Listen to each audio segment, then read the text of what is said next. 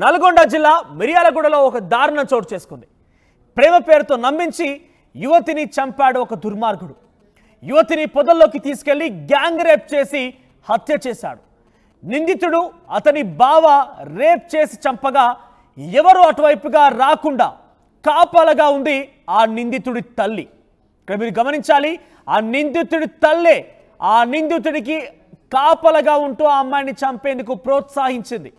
యువతికి ఉరివేసి ఆత్మహత్యగా చిత్రీకరించారు నిందితులు. పెళ్లి చేసుకోమని ఒత్తిడి చేయడంతో స్కెచ్ వేసి హత్య చేశారు.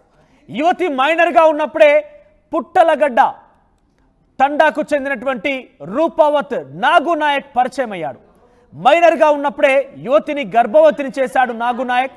పెళ్లికి ఒప్పుకోకపోవడంతో గతంలోనే పోలీసులకు ఆ యువతి ఫిర్యాదు కూడా చేసింది. దీంతో నిందితుడు నాగునాయక్ పై పోక్సో చట్టం కింద కేసు నమోదు చేశారు ప్రస్తుతం పోలీసులు.